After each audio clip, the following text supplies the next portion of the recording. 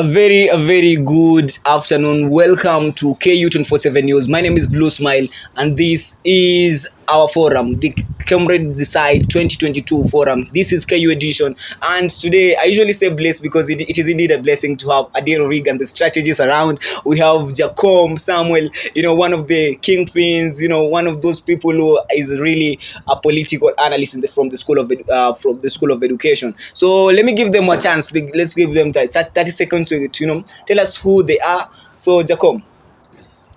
Welcome. Asante sana. Okay, I'm Samuel Odhiambo. Known as Jakom from the La Creme de la Creme, the School of Education, the College of Education. I take geography and German as a combination.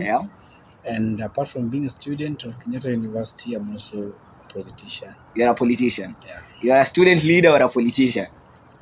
Politician with leadership qualities. A politician with leadership qualities. That's his quote. A politician. I'm quoting him. Is a politician with leadership qualities. Let's go to the king himself, Adero Regan. Yes. Kiongozi. Yeah. Okay, tell us tell us who Adero Regan is.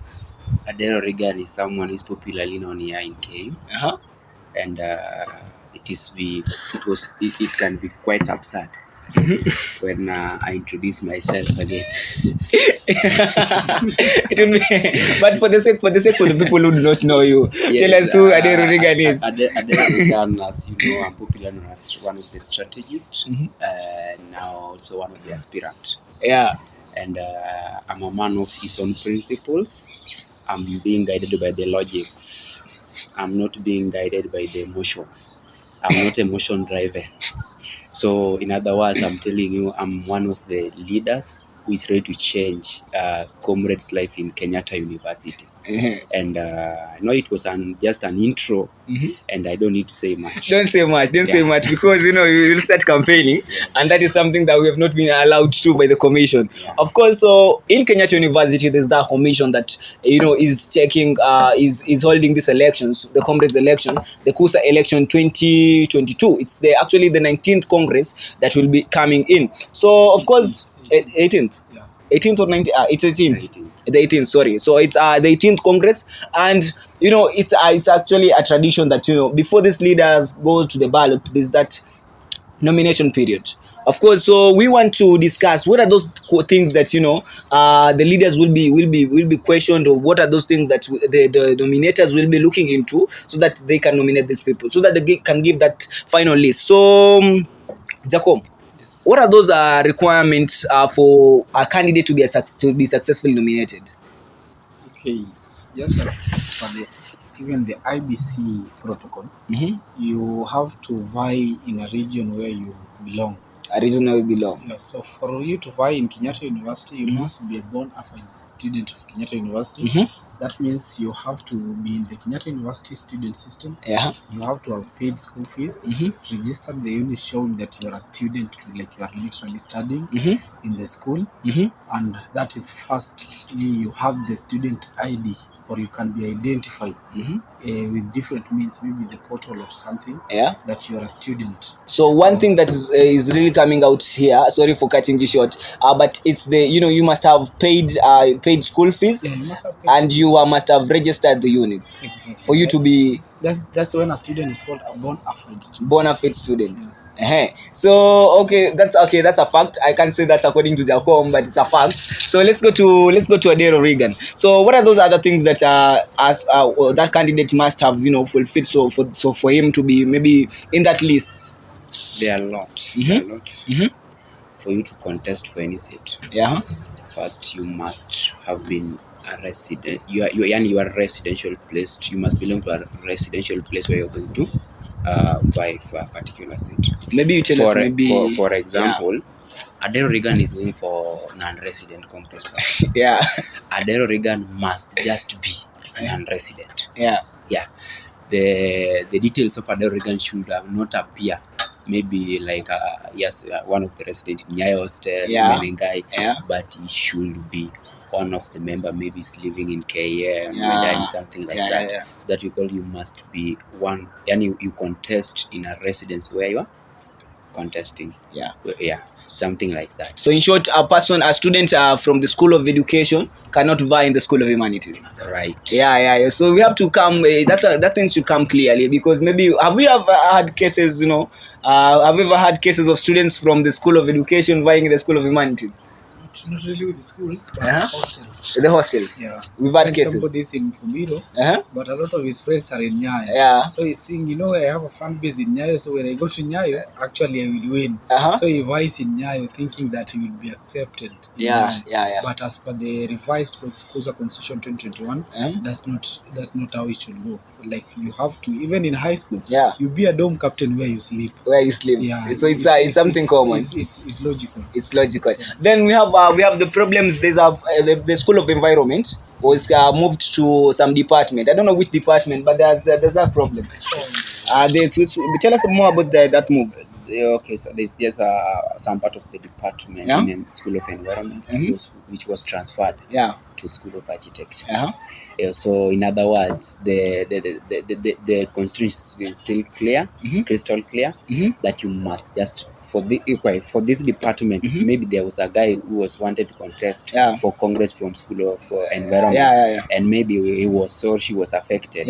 So he had just to divert and change his mind to go and vie for School of Architecture. But this is really a big block, because maybe the person had a fan base in the school, like the way we was talking about Nyayo and Mfumbiro. But if you are a leader, if you could prove it to your members in School of Environment, why not in School of Architecture? Building ground. You play it like Ruto. You've been campaigning for 4 years. Then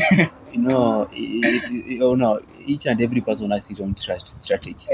So you can go there 1 week and win an election. Somebody has been there 1 year. It depends. How are you playing your cards? We'll be coming back for that. The strategies. Of course, we'll be telling us some of the secrets on how to maybe. So let's talk about the maybe GPA. What are those requirements for a candidate? Which GPA is that? Which is the the minimum GPA for that person to contest for a seat in Kenyatta University?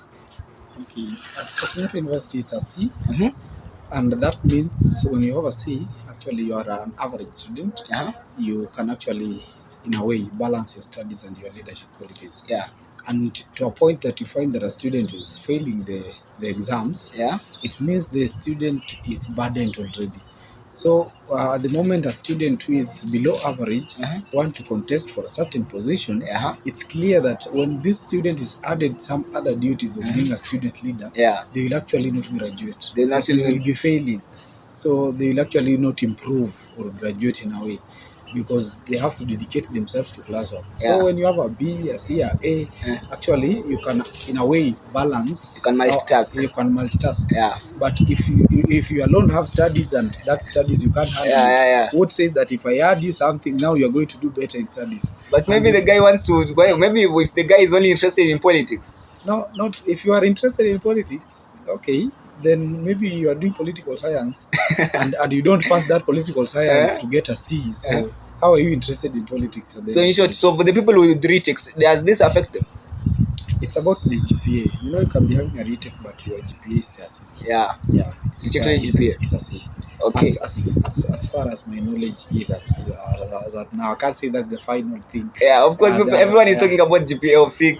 And maybe let's talk to Adero. Adero, is this only applicable, the GPA of C? Is it only applicable to the general contestants, or is it also affecting the SGC? Of course. When we talk of aspirant, even people inside SGC are also aspirants. So if you talk to just a mere person like a school delegate, one of the aspirant, we talk, let's say, example of maybe nomination is not, verification not yet, but there are many coalitions who have presented their papers for verification. So the same constitution that will guide Adero Regan as one of the aspirants is the same constitution that is still guiding that coalition. So everyone has the same, is passing through the same blade? The same. The only different maybe the number of nominees. The number of nominees. Yeah, that's the only different, but the remaining just okay. Okay, so maybe let's talk about there's issues of school fees. I'm told that you must have paid the school fees, And there's the problem is the reason I'm bringing in school fees is because there's the university deadline, and there's the other deadline. So the university deadline, I think it's next month, next month, October somewhere. Why has the commission seen it fit that it won't? Why has the commission chosen to maybe to stick on saying that you must have completed the fees before we clear you? Why is it, and why is it not following the school calendar? Okay, we have the school calendar, and we have other calendars within the school calendar. Yeah. So the school calendar is the academic year calendar. Yeah. It's there, and within it we have activities. When we have games, there are calendars within the school calendar. Yeah. When we have elections like this, there are calendars within the school calendar. So these other small calendars, they must be within the school calendar. So as long as it's within the school calendar, it has no problem. It has no problem. And what I can say about school fee and contesting is like you are a normal student, until you want to contest. You are a normal student until you want to contest. Now when you want to contest, you are no longer normal. You are now a comrade who is an aspirant, and you must come out of your comfort zone. When you want to be inside your comfort zone and wait for the normal thing, then relax and be a voter.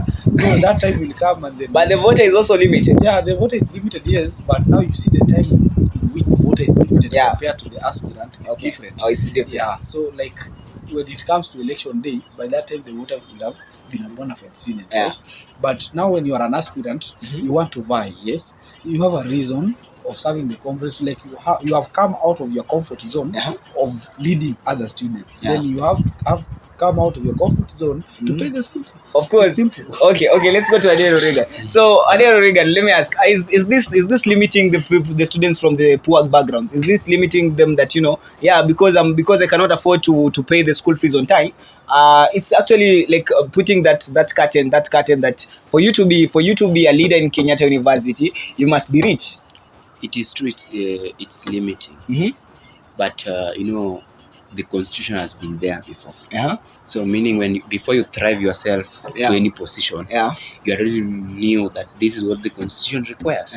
And I also want to say that it limits, yes. But let's say I've not paid my full school fee. I'm contesting there. Then good luck. I be elected as the incoming maybe Congress person. Then I will be having some issue in a school fee. Same I'm coming from a poor background. Then maybe I can even call off the semester. So who will be guiding your subject? Of course, there's no one will be guiding them. But the question is, what if what if we have a leader? What if we have a leader who cannot pay the school fees on time according to the commission's calendar? What is the next for them? So does it mean that they will never be leaders in the school? Just like external politics, we have very good leaders, but they don't have degrees. But that one does not mean that they cannot lead. But now the constitution is very strict that you must have a degree to maybe to vie for the presidential seat. So those people without degree cannot vie for the presidential seat. Because not that they don't have leadership qualities. So it's high time. Also, we need to. In each and every institution, there must be that system, that constitution that guides. And before we there was a collective views to this constitution, and all the people public what opinion, meaning all people are very satisfied with the constitution. So if you come today, I don't have school fee, you are going to be relevant because that thing has been there for long. So you have just to adhere. Only we need to. There are some changes that should just be rectified. They should be rectified. And you think that this should be one of the changes? Or if you don't think, it is sometimes you might say good thing.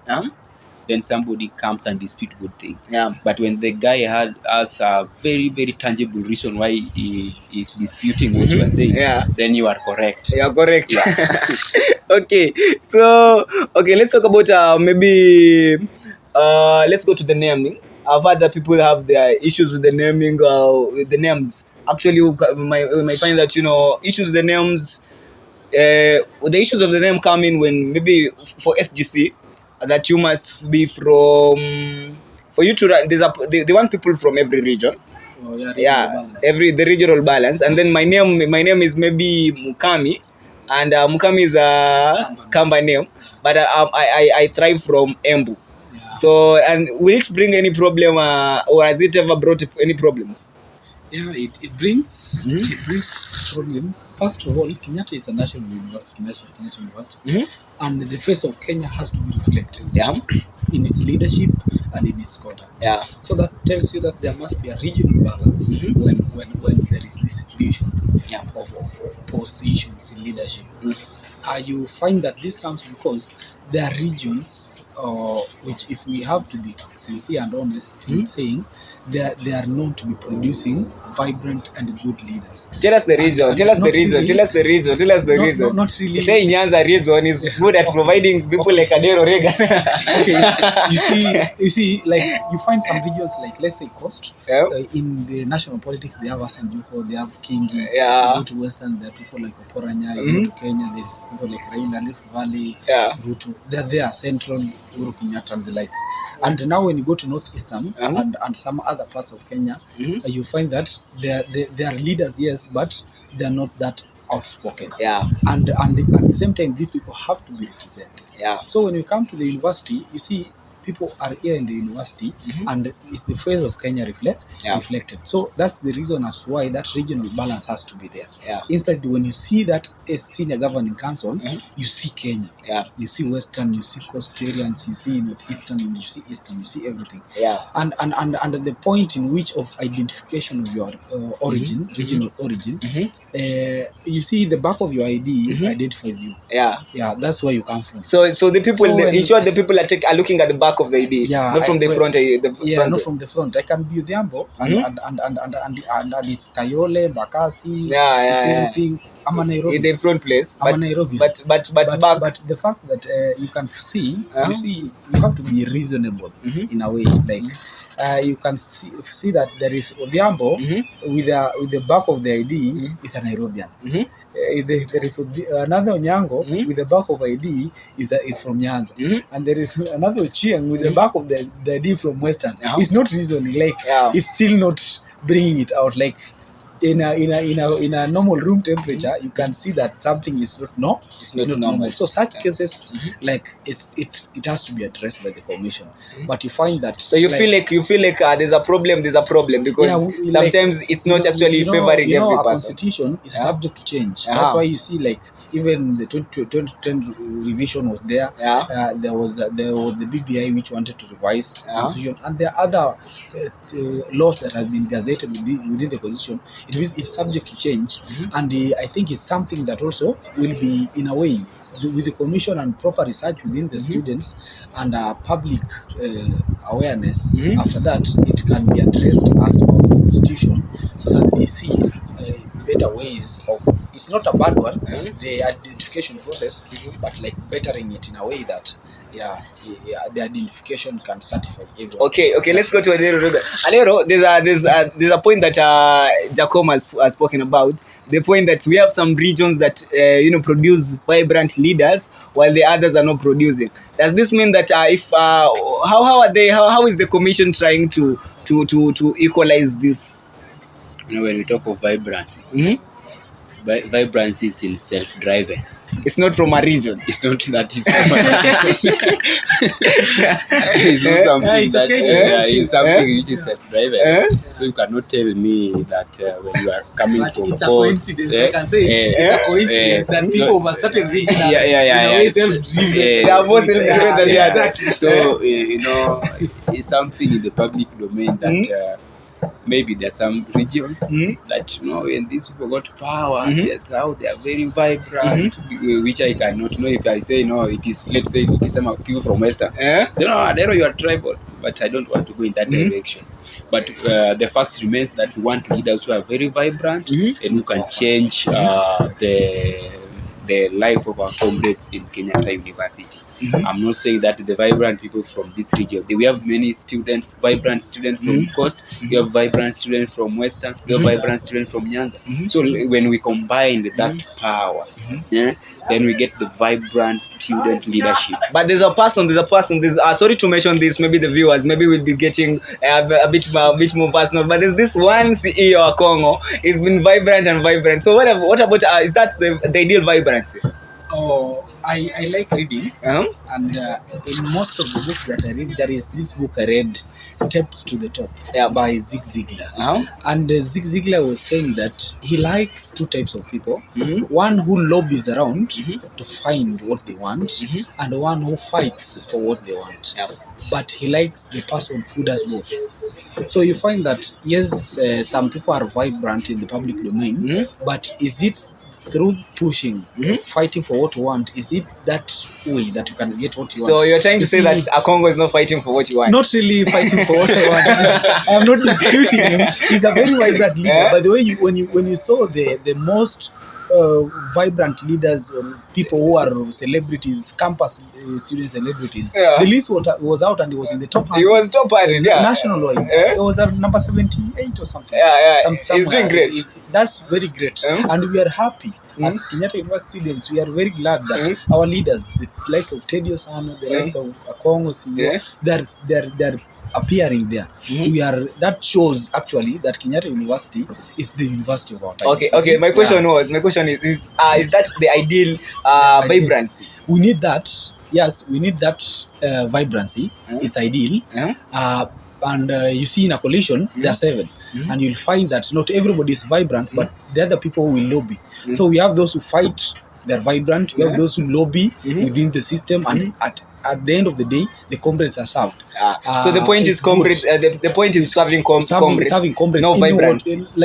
You can be vibrant at the end of the day, but you're not serving comrades. So okay, let's go to Adero Regan. Adero Regan seem to be very okay. Adero Regan. Let me ask the same question. Is the vibrancy of the Congo the ideal vibrancy that the students leaders from every school should have? So what is your critiques of vibrancy first? So I'm saying that the makings of let me say because the makings of Congo, because when you specify Congo, we've seen tsunami. It is true. You can I can be a good mobilizer. I can be a wave mobilizer. At least when Adero has strived himself today, somehow we are going to form this movement. That doesn't mean that I'm more vibrant. Somebody is very vibrant is somebody who can stand and fight for the comrades. Say, no, this one we don't want. We want it to be like that. That's the vibrancy I'm talking about. Then we have mobilizer. Mobilizer, you have many followers. You know how to maneuver. You know how to convince the comrades. This is the way. That's now politics. That's politics. Politics now. I remember you told me there's a politician. There's a leader. An influencer. So maybe you can misquote influencer and vibrancy. So influencers are not vibrant. So we need leaders. Leaders. So vibrancy is in leadership. It's actually a portion in leadership. A portion in leadership. And at least somebody who can fight for the comrades, who have that self-driven for the comrades. Are you getting? I'm actually getting. Actually, if I can answer that question, CEO is a good leader. Akong is a good leader. Personally, I've seen him go out, bring deals for comrades. There was this offer deal that he brought. This offer company that was chipping up. He brought the deal to the student. He's going outside there in the corporate world, getting opportunities for comrades and bringing them. It's not even once or twice that I've seen his status. 10 comrades around KM, there is a deal. 12 to 20 comrades around KM, that's what we need. You see, you are reaching to comrades and serving comrades. So I can literally say, without any sense of bias or any sense of aligning myself, is a good leader. So his the point is helping. So Akongo, let me just ask. I don't know whatever people will take, but it's my question. So Akongo is fit for the top job. Yeah, as long as you will convince the voters. The voters. It's not about the voters. It's about the coalition. So the coalition, the voters of the coalition, that the delegates and the congress. As long as you convince them, well and good. So Akongo. So say something to Akongo. You feel Akongo is my guy. Yeah? I really like him. Not that I'm campaigning him in, but I'm just saying, out of our friendship, outside politics world, we really talk even when we are home. Politics, the second semester, I believe we'll still be talking with him, and he has always been there. Personally, for me, I can say, and I believe the same way to others. Yeah. Anything to add on Akongo, or just move on? Kudos bwana. So Akongo seems to be ideal, Okay, so let's go back to whatever we were discussing. So we've been, maybe my question is, I'm told that after, if your name is not on the nomination list, you have to appeal. Yeah. And tell us about the appeal process. Tell us how long does it take? Yeah. Okay, that is the list provisional. I can say a provisional list of the candidates that applied or were vying for the position. The list comes out. There is the one that's coming on Friday. That list, you can see the qualified and the non-qualified. So the non-qualified, they will go and appeal if they feel that the means, like the way that they were disqualified, are not satisfying them. So they will go and appeal. After that, I think it's 1 week again, that the final list will come out, and that final list is final. It means like the reasons as to why you are disqualified have been revisited, and there is, if there is a reason that was not clear, it has been made clear, and it's either you have been qualified or you have been unqualified. Unqualified for the second time. For the second time. It's Even like after a revision, and you fail it. So so that one is final, and it cannot be gone against. Okay. Sure. Okay, let me ask Adero Regan. So for the people who for the people who have maybe have that they have failed the appeal. Is there any place there that they can go? No, there's no place you can go. After you've been redisqualified. Then I think that will be end of it, unless you will wait for another time.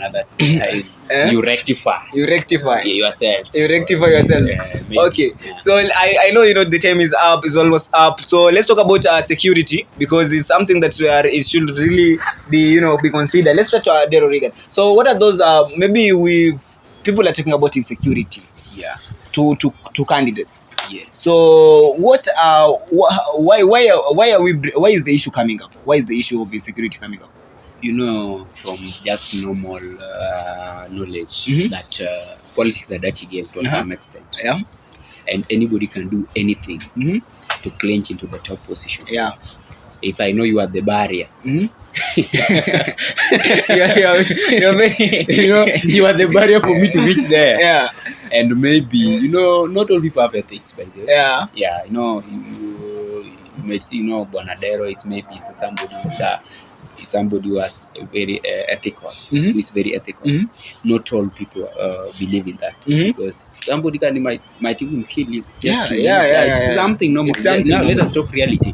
That's why security is much important, and somebody can even send for you a gun, just to make you feel that my life is in danger. So those are the things we talk about insecurity, and this just maybe a plea to the admin. Last time the aspirant really demanded and requested at the same time. If I say demanded, we have rights. You demand for something that you are sure of is your right, but you only plead for something, maybe you want a favor. So I think when aspirant demanded for security, it's their right for them to get that security. It is in the national constitution that right to security. So aspirants should be given security. And especially now we are going to the election period. I think some aspirant maybe might have ill thought about their opponent, about their opponent. Yeah. And it's high time that maybe admin can check on that and provide very tangible security with our aspirant and not biased anymore. Let's just treat all the aspirant equal. Okay, so as we finish up, we've seen candidates are dropping out. Some of them are resigning for other candidates. Could there be a reason? Because we've seen you also stepped down for someone. Yeah, let's go be specific. Yeah. Was there any threats? You know, maybe some people were threatened so that they can step down for the people. Was there any threat? Were you threatened? Maybe you sent a very serious message. Maybe you said, Jakom, or else. Tell us, were you threatened? Personally, when you see me even walking outside there, I don't look like somebody who entertained threats. How I carry myself out as a leader. Yeah. I believe if something is mine, I'll just go for it. And if there is any reason whatsoever that I have to step down, it does not mean that it's for security reasons. Personally, mine wasn't for security reasons. It was out of comrades' interest at heart, and I think we discussed it before. Yeah. And it was not because somebody threatened me or in a way. What I can say is that's something that is true. It's real. We have seen aspirants drop because maybe somebody loses the phone, or you find that you lose your phone, you lose your contacts, you lose contact with the conference you want to serve. So you just have to start from scratch, and you find the time is already gone, so you wait for next time. Okay. Yeah. Okay, so let me finish on something casual. So you told us, Jakom, there's something that you told us, Jakom si siasa anapanga peke yake. Jakom si Jakom si siasa peke yake anapanga. Jakom, nowadays I came to realize that Jakom is one of the public figures to some extent. And you cannot run away to certain things. You must just come to a clue and agree that there's some. You don't know what you're talking about. Tell people what you're talking about. Tell us being a public figure. No, there's something that you're planning. We are planning a lot of things. In other words, Jakom is really planning very serious things in terms of leadership and outside. Those are family issues. I don't want to family issues. Which ones are you talking about? Family issues. I don't want issues. You don't take them at the public domain. Unless I get permit from. Hey, are you permitting? You should talk. Yeah, it's last week when Jakom at least brought to us a very beautiful lady, and we are very appreciative. We are very appreciative. I call her my shemage because Jakom is a brother of mine, and Jakom, congratulations for what you did last week. Congratulations. So tell us, maybe tell us the name of the, we saw them, it was some hot chick. Very hot chick. She was very hot. Now it's very good that Jakom has unveiled her. And he must now unveil because at least now Jakom will now be something restricted. Yeah, so he'll be loyal. I'm very proud of that. Okay. Okay. Personally, what I can say as of now, I'm focused. You're focused. Do you have? Is she the one? Relax. I'm explaining myself. I'm focused. Let Jakom not meander. I'm the question. I'm just sharpening my nini so that I can cut the tree at once. Okay. Then go ahead. So right now I'm focused. Focused, single. Jakom is very safe. I agree, but that lady is watching. I think this thing is something is going to be on YouTube. It will be on YouTube. It's good that I know the link, so I'll send the link. So relax. I'm speaking. I'm single. I can say right now. I don't want distractions from politics, as I can say. The point is, I have good friends who are very close to me, and like my mom told me, you have to keep beautiful beautiful friends around, because out of them one day you will find somebody Don't say to settle beautiful. with. Don't say beautiful. Ladies. You are specific. Yeah, You say my mom told me. So, let me just actually let me just keep beautiful ladies. Beautiful ladies. Okay. It's heating up, and let's finish this up. Yeah. Okay. So it has been nice. So let's have one word from, maybe following the protocol, Jakom, start maybe a word or a word to your fans, and then to the non-residents people. Say. Yeah. Mafans kwanza, unajua mafans waliona post wakasema, wakatuma congratulations bana, kuuliza harusi ni lini. But watulie, mimi nitawapanga. Relax. So mimi nitawapanga. And also I can say I want to thank people very much, the students, comrades. It's a political season, not only in KU but nationwide. It's a political season. People should be like, choose leaders, elect leaders who are going to help comrades. And as I say, I want to also say that I may not be on the ballot for the Kenyatta University elections this year, but I'm actively involved. That was what I can tell comrades, like, prepare. Prepare for something is coming. Like I said, tsunami came, but the one that is coming, people does not know its name. But it's coming, something mighty, something great. The vibrancy is coming back, the vocality is coming back for comrades, and I really want to tell people that they should be prepared. Once again, I'm Samuel Odhiambo. I'm known as Jakom, and thank you very much. Okay, welcome. The boy wanted to go for SGC, but he missed funds. No.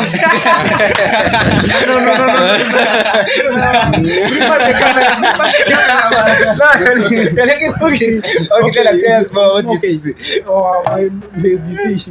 You have to be ambitious. You have to have ambitions, bro. And I also had ambitions. And I consulted my elders, and they told me, okay, bro, you have a very good ambition. You have a very good direction, but there are restrictions. The constitution. Now, when they sat me down and showed me the constitution, they said, like, I'm not eligible yet. But there's hope. There's actually next year. We are coming back stronger than. So we hope to see Jakom. In fact, we are not coming back to take part. We are coming back to take over. Oh, see. Okay, let's go to the big man himself, Adero Regan. So here are your fans. To my fans, as you heard from Jakomana Bibi, and I'm Adero Regan. The ballot name will be Adero Nyango Regan. I'm not campaigning yet, but I want to send a serious warning to my competitors. Let them not call me in any dialogue that has no benefit to the comrades. The dialogue of stepping down is not beneficial to the comrades. You call me, we discuss issues that affect comrades. Let's stop discussing things that are not beneficial to the comrades. I again warn you for the second time. Adero Regan is as I said, I'm being driven. I'm a very logical man. I'm known as one of the strategists. Now they have nicknamed me MCA. I know there are many names coming. Governor. And very soon maybe they will nickname me governor as the time is coming. We have very tangible manifesto which we will be ready to unveil when the right time comes, and we are just looking for a venue where we are going to unveil such a nini. I don't know whether we'll be holding it in the amphitheater, but very soon we are collecting views. We are going door to door in KM where we are collecting views. We are campaigning now. We are collecting the manifesto of the non-resident. It's okay. I'm not campaigning, but you must start from somewhere to go from where you want to be. So I want to thank my people from non-resident and the entire KU fraternity. I want to say this: let not go for interest, but let us go for the comrade's interest. If you get a guy who has the personal interest, the last time it was like this time, if you come to a comrade that that I failed because of this, say you failed because you lack manifesto, not because you failed. It's okay. It is very absurd you failing for second time because you don't have very tangible manifesto. And Adero is coming there to revive things. Reviving. It's okay. I just wanted to lecture you a bit back. It's okay. So I'm very grateful. I'm very thankful. I'm everywhere in Kenyatta University, and I think my loyal supporters know the reason why I went for that non-resident seat, and now we are achieving it. And wait, this is a big thing. Okay. Then before we even get to we finish up. So Adero Regan, if you lose, you will accept the results of the election. You know, if you go there, you either expect a win or a lose. So if I lose, but if I lose, I will just concede and we move on. Will you not? Maybe you lose, you shake hands, you buy them soda, you buy them nyama choma, your competitors. You know, I know when I lose, maybe I might lose, but I have very tangible ideas. I will only share with them ideas. This is the right thing you do. Yeah. But you've told us that people who are calling you at night, telling you that you should step down. Yeah, they are there, and they are maybe they are seeing Adero is one of the threat. So you're not one of the threat, you are the threat. So they're telling you to step down. So I know issue of handshake, you can go and discuss. But there's other problem. Maybe you're there to just add the number because they see you'll be just distracting them. So you should just step down. You are bringing it. I respect your ideas. Yeah. But maybe when I respect your ideas, I am not saying that your ideas are very correct. Yeah. So what I want to say is very clear. I'm going for this thing, and with the aim of winning. And if I win, I'm going to give my competitors all the CS. We have Wendani, we have Ruin, we have CS who is going to be in charge of KM. All my competitors will employ them. Those people who are from Embakasi or coming school.